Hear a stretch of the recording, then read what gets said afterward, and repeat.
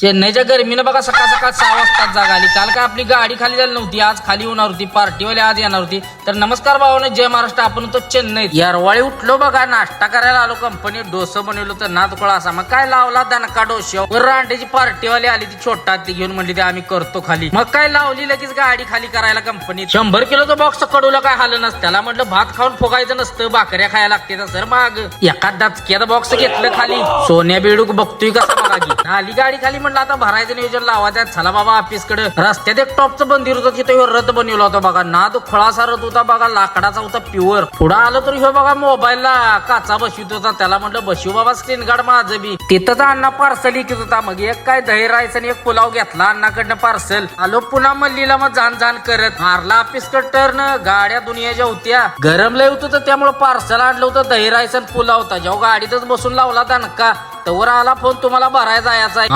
आलाय म्हटल्यावर गडी झाला मग खुश बघा. मारली लगेच तिथनं कल्टी बघा. चेन्नईवर अहमदाबादचा माल भरायचा होता आपल्याला. मग काय आलो भरायला बघा या स्टेज मध्ये श्री पेरुंबत्तूरला. 5 मिनिटात गाडी झाली भरून. 11 बॉक्स होतं, 40 किलो माल. मग काय मारलं सिलेंड निघालो बघा तिथनं. पुढं आलो बघा, चहा प्याला थांबलो. मग अण्णानं वर खाली करून दिलं बूस्ट. मड जार करायला लावलं होतं. 1 नंबर झालं होतं. हा 1 नंबर वाटलं न. उचलली म्हणलं तिला डायरेक्ट बेंगलोर धावायचं होतं. आपल्याकडे काय टिप्पी नव्हती तामिळनाडूची. टूर पास करून दिली बघा. आणून चला भाऊन भेटून नेक्स्ट ब्लॉग मध्ये. जय महाराष्ट्र.